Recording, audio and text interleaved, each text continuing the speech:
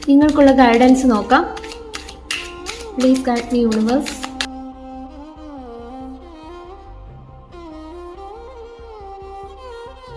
നിങ്ങൾ ഇപ്പോൾ ഒരു സ്ട്രോങ് സ്പിരിച്വൽ ട്രാൻസ്ഫോർമേഷനിലാണ്.